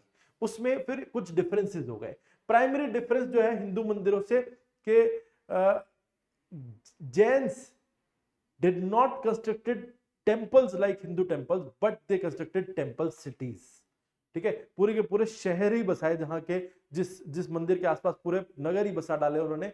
और मटेरियल जो था ना, ऑपुलेंट मटेरियल, जैसे मार्बल जैसा मटेरियल उन्होंने इस्तेमाल किया, और ऑर्नामेंटेशन उसमें जो है वो एक बड़ी खास चीज थी जो उन्होंने स्ट्रक्चर्स में दिखाई। और नोटवर्दी फीचर यही था जैन टेम्पल का कि ऐसा लगता था कि उन्होंने एक मंदिर को भी गहनों से सुसज्जित कर दिया हो। जैन टेम्पल 4 उसकी एंट्रेंस हुआ करते थे, 4 अलग अलग दिशाओं से उसकी जो है एंट्रेंसेस होती थी जैन मंदिरों में, और हर जो है वो एक तीर्थंकर की, जिस आप एंट्रेंस से एंटर करेंगे, मान लीजिए 4 एंट्रेंस है, आप एक एंट्रेंस से आपने एंटर किया तो आगे चल के पहुंचेंगे एक तीर्थंकर की मूर्ति तक, दूसरे से पहुंचेंगे तो दूसरे तीर्थंकर की मूर्ति तक, तीसरे से पहुंचेंगे तो तीसरे तीर्थंकर की मूर्ति तक, ठीक है। तो एक स्क्वायर प्लान पे बनते थे ज्यादातर जैन मंदिर, कौन से प्लान पे, स्क्वायर प्लान पे बनते थे, ठीक है। और जो इंटीरियर जो था वो उसके अंदर कॉलम्स की संख्या बहुत ज्यादा होती थी, और एक फॉल्स आर्क ब्रैकेट भी हुआ करती थी जो 2/3 हाइट के ऊपर बनती थी, ठीक है, 2/3 आर्क के ऊपर बनती थी।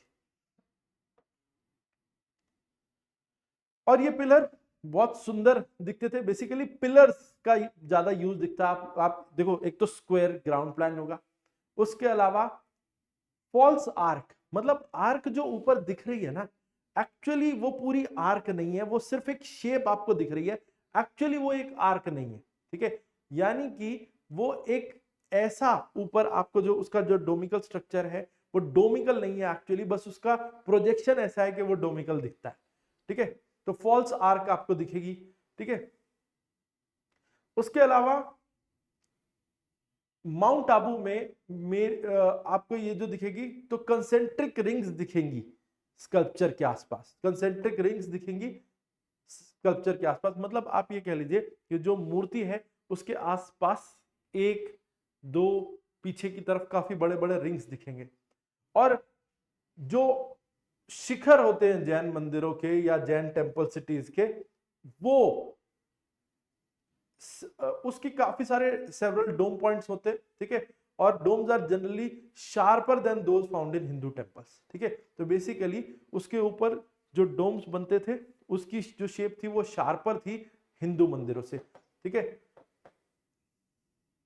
आप ये देखो ऐसा कुछ। ठीक है, कि इसके ऊपर वाले जो स्ट्रक्चर हैं वो थोड़े शार्प हुआ करते थे, मतलब ऐसे जाके अगर हम वैसे तो देखें, वैसे तो ये ऐसे दिख रहे हैं, नॉर्मल शिखर ऐसा दिख रहा है जैसे शिखर होता है हिंदू मंदिरों में, लेकिन इसके ऊपर एक डोम होता था और वो बिल्कुल शार्प डोम होता था। ऐसे एक डोम बना देंगे इसके ऊपर और ऊपर जो डोम होगा वो शार्प होगा, तीखा पॉइंटेड होगा। तो इस तरीके से थोड़ा सा अलग था। ये एक पहचान बन गई, जैन मंदिर बनेंगे तो इसी तरीके से बनेंगे। ठीक है, और एक की बजाय बहुत सारे मल्टीपल आप देख रहे हो, तो इसमें बहुत सारे, तो एक मंदिर ना होने की बजाय एक शिखर होने की बजाय मल्टीपल शिखर हुआ करते थे।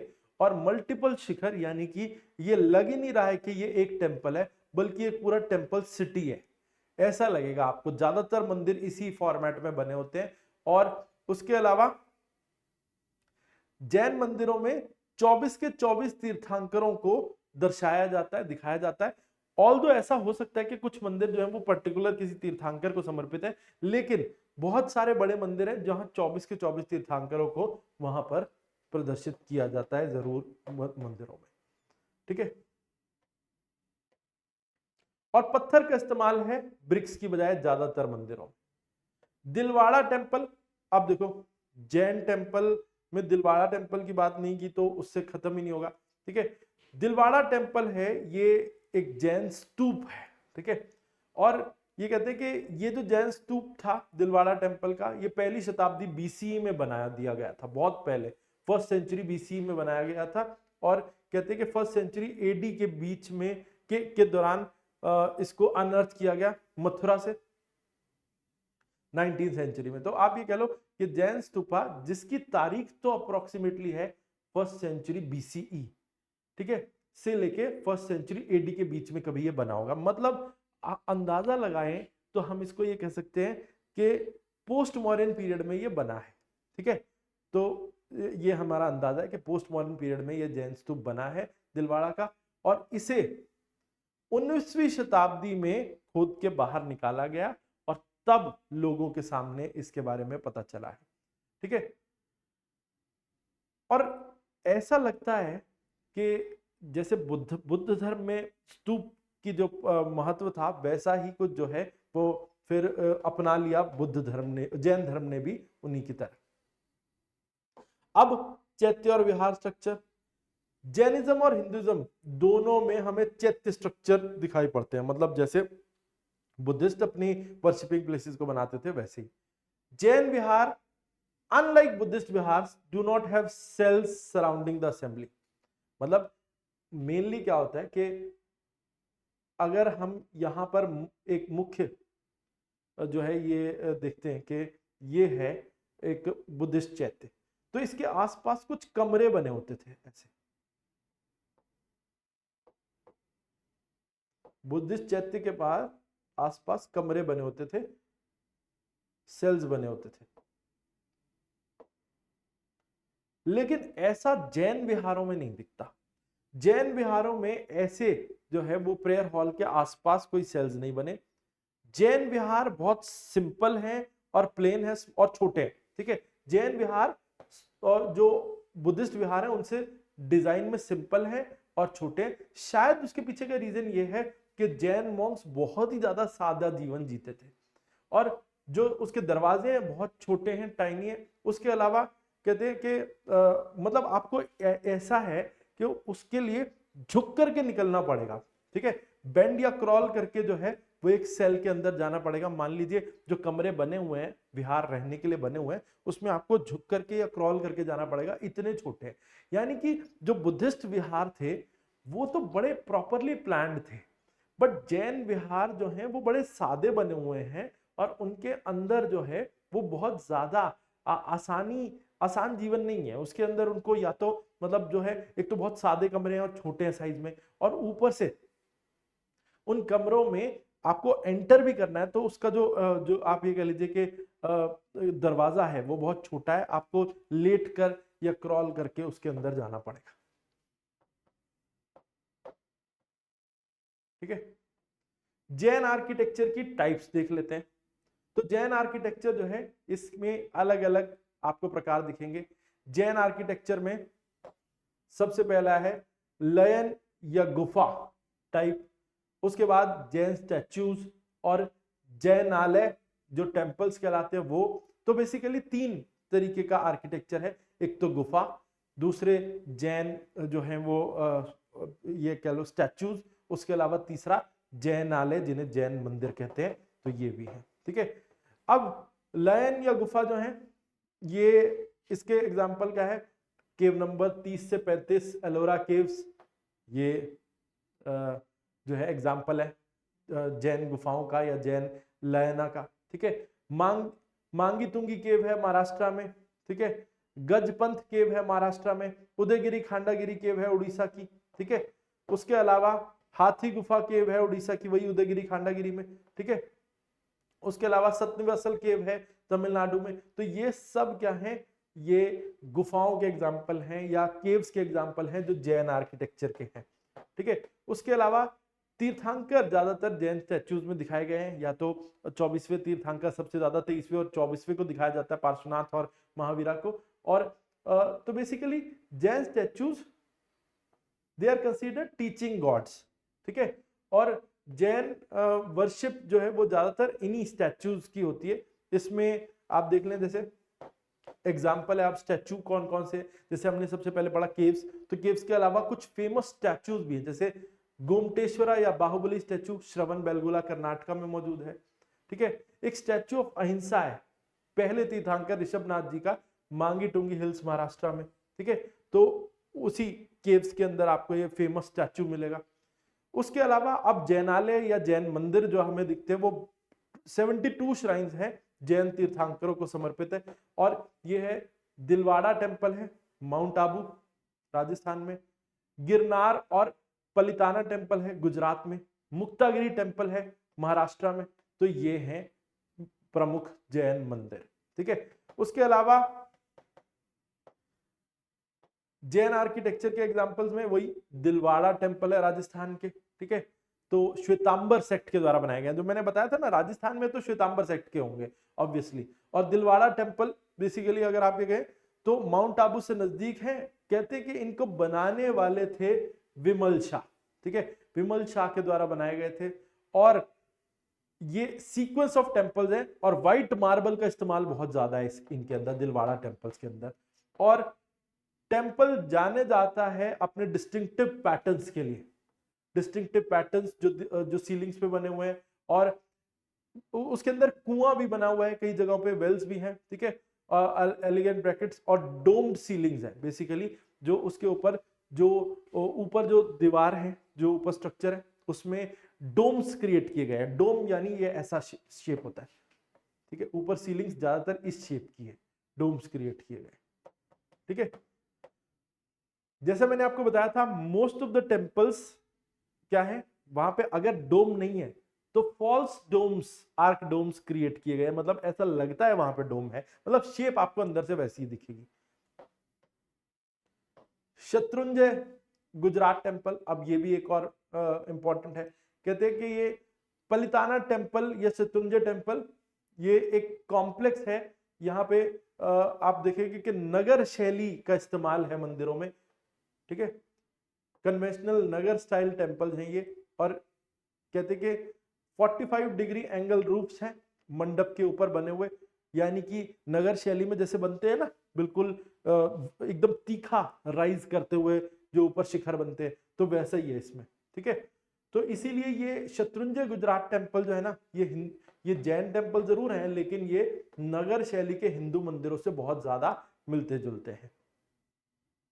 ठीक है, और जैन टेम्पल टाउन्स बेसिकली ऐसे, ये इसमें एक एडिशनल फीचर है कि मतलब इसके अंदर ना एक मंदिर की बजाय मल्टीपल मंदिर हैं, ये भी एक मंदिर की बजाय मल्टीपल मंदिर है शत्रुंजय गुजरात टेम्पल। ठीक है, उसके बाद आदिनाथ टेम्पल मध्य प्रदेश में, ये खजुराहो ग्रुप ऑफ मॉन्यूमेंट्स में है और ये जैन तीर्थंकर आदिनाथ को समर्पित है और बहुत सारे हिंदू फिगर्स भी हैं इस मंदिर पे। तो आदिनाथ टेम्पल के आसपास बहुत सारे हिंदू फिगर्स भी हैं और खजुराहो ग्रुप ऑफ मॉन्यूमेंट्स में ये वर्ल्ड यूनेस्को हेरिटेज साइट का हिस्सा है। ठीक है, और vestibule ceiling basically particularly notable है। मतलब वेस्टिबुल सीलिंग क्या होती है कि मतलब जो शिखर है और आगे जो उसके मंडप बना हुआ है उसमें जो जोड़ने वाला जो कनेक्टर होता है उसे वेस्टिबुल कहते हैं। तो वो उसमें खास चीज है, बहुत सुंदर तरीके से उसको बनाया गया। उसके अलावा बाहुबली स्टैचू जो कर्नाटका श्रवणबेलगोला में, ये तकरीबन एक पत्थर का बना हुआ दुनिया का सबसे बड़ा फ्री स्टैंडिंग एक स्ट्रक्चर है। ठीक है, 18 मीटर टॉल है, ग्रेनाइट से बना हुआ है, लॉर्ड बाहुबली या महावीर जो हैं उनको समर्पित है। ठीक है, श्रवणबेलगोला कर्नाटका में है, बहुत अपने आप में जो है वो बहुत खूबसूरत है। एलोरा केव्स जिसमें मैंने बताया जो 30 से 35 नंबर केव्स हैं वो महाराष्ट्र में, वो जैन धर्म को समर्पित है। और कहते हैं कि एलोरा केव्स बसाडी जो है वो अपने आप में एक खास है और यूनेस्को वर्ल्ड हेरिटेज साइट का हिस्सा है, औरंगाबाद महाराष्ट्र में है। ठीक है, 34 सॉरी 35 नहीं 34 है इसमें। ठीक है, अब जैन आर्किटेक्चर में सिग्निफिकेंस देखें तो बहुत सारे टेम्पल्स और मोनेस्ट्रीज जो हैं वो हमें देखने को मिलते हैं खांडागिरी और उदयगिरी केव्स में। उसके अलावा जैन्स ने बहुत सारी धर्मशालाएं भी बनाई थी और बाहुबली गोमटेश्वरा का स्ट्रक्चर भी जो है वो हमें देखने को मिलता है। दिलवारा केव्स भी हैं माउंट आबू रनकपुर राजस्थान में। तो ये सब जो स्ट्रक्चर्स हैं ये हम देखते हैं जैन स्ट्रक्चर्स में जो पूरे देश भर में मौजूद हैं। ठीक है, तो हमने क्या क्या पढ़ लिया? हमने रॉकेट आर्किटेक्चर देख लिया, हमने देख लिया बुद्धिस्ट और जैन आर्किटेक्चर। अब जो हम तीसरा हिस्सा जो होगा हमारा इसमें, हम थर्ड पार्ट में हम इंडो इस्लामिक और मॉडर्न आर्किटेक्चर को पढ़ेंगे। ठीक है, तो इस लेक्चर को हम आर्किटेक्चर की सीरीज को 3 हिस्सों में कंक्लूड करेंगे। पहला हिस्सा हमने देख लिया, पहला हिस्सा जिसमें हमने अर्ली हिंदू टेम्पल्स और डिफरेंट स्टाइल्स ऑफ टेम्पल्स देखे। उसके बाद फिर हम रॉकेट टेम्पल्स पर गए और साथ ही हमने उसमें आगे पढ़ा बुद्धिस्ट और जैन आर्किटेक्चर। ठीक है, अब अगले हिस्से में हम इंडो इस्लामिक आर्किटेक्चर और मॉडर्न आर्किटेक्चर को कवर करेंगे। ठीक है जी।